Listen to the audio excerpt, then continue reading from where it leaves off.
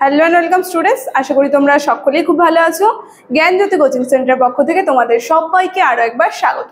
তো আমি মীরা ম্যাম, আমি আজ তোমরা যারা যারা বর্ধমান ইউনিভার্সিটি আন্ডারে পড়ছো, তোমাদের সেকেন্ড সেমিস্টার মাইনর বেঙ্গলি যে পেপার সিলেবাস রয়েছে সেখান থেকে আজ যে টপিকটি নিয়ে আমি আলোচনা করব, দেখবে তোমাদের সিলেবাসে চৈতন্য জীবনী গ্রন্থগুলি যে রয়েছে, চৈতন্য জীবনী, সেখানে আমি আজ যে টপিকটি নিয়ে বলবো সেটা হচ্ছে বাংলা ভাষার শ্রেষ্ঠ চৈতন্য জীবনী গ্রন্থ লেখকের নাম কি এবং তার যে কাব্যটি রয়েছে সেই কাব্যটি সম্পর্কে আমি সংক্ষিপ্ত আকারে কিন্তু তোমাদের সঙ্গে আলোচনা করব।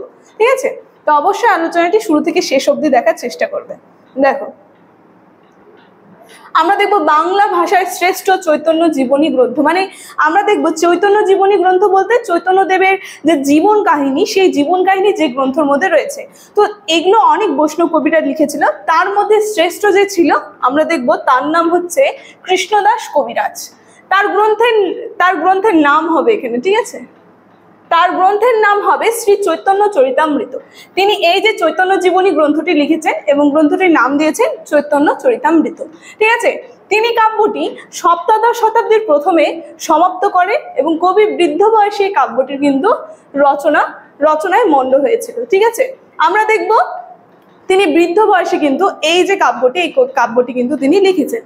কি বলছে কৃষ্ণদাস কবিরাজ, এই যে কোশ্চেনটার যে অ্যান্সারটা আমি বলবো, এখান থেকে কিন্তু তোমাদের দুটা কোশ্চেন হয়ে যাবে।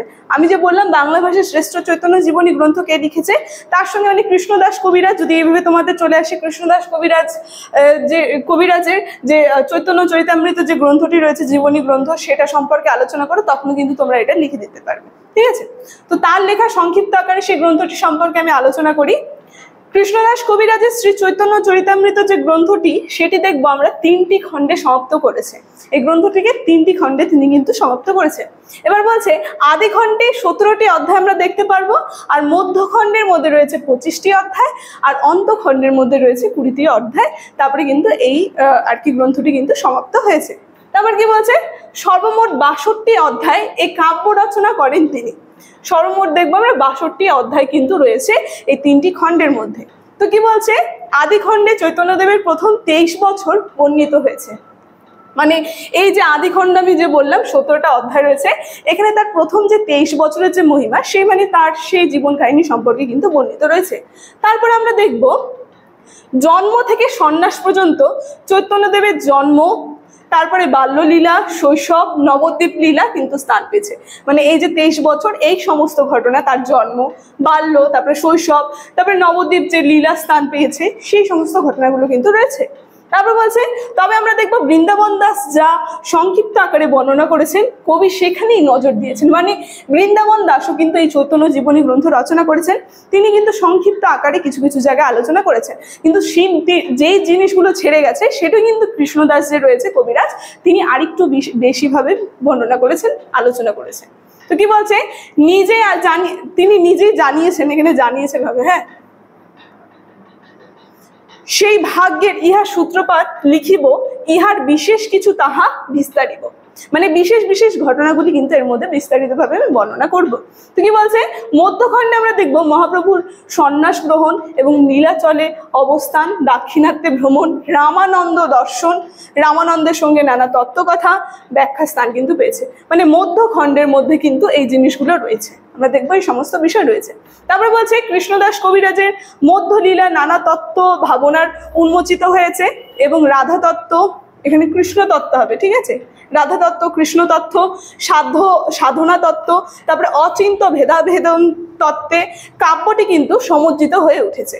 আমরা দেখবো কাম ও প্রেমের প্রভেদ, মানে আমরা যেহেতু দেখছি রাধা তত্ত্ব, কৃষ্ণ তত্ত্ব রয়েছে, মানে এই সমস্ত সাধনা যে তত্ত্বগুলো রয়েছে, এর মধ্যে কাম এবং প্রেমের যে প্রভেদ সেটা নির্ণয় করতে গিয়ে তিনি দেখবো আমরা লিখেছে, আইন্দ্রনীয় প্রীতি ইচ্ছা তারে বলি কাম, কুকেন্দ্রনীয় প্রীতি ইচ্ছা ধরে প্রেম নাম। ঠিক আছে, এই বিষয়টি কিন্তু তিনি লিখেছেন। তো কি বলছে যে অন্তখণ্ডে আমরা দেখবো, এখানে ঠিক করে নেবে, ঠিক আছে, অন্তখণ্ডে আমরা দেখবো চৈতন্য দেবের দিগার উন্মাদের অবস্থা বর্ণিত রয়েছে। ঠিক আছে, কি বলছে, হরিদাসের, এখানে হরিদাস হবে, হ্যাঁ, হরিদাস।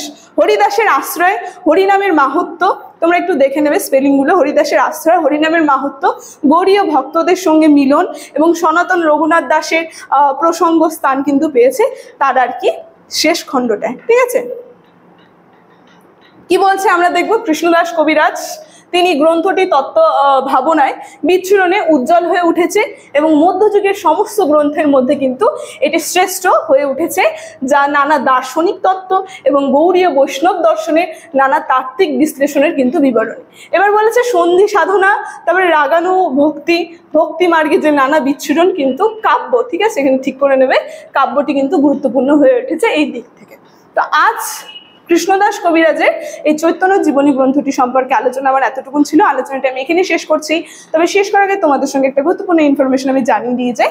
তোকে স্ক্রিনে তোমরা দুটো নাম্বার দেখতে পাচ্ছ, এই নাম্বার দুটি হচ্ছে আমাদের Gyanjyoti coaching centre official helpline number. তোমরা যদি আমাদের সঙ্গে যুক্ত হতে চাইছো সেই নোটসের কারণে বা অনলাইন ক্লাসের কারণে, যে কোনো একটি নাম্বারের সঙ্গে যোগাযোগ করে কিন্তু তোমরা যুক্ত হয়ে যাবে। ভিডিওটি শুরু থেকে শেষ অবধি দেখার জন্য থ্যাংক ইউ।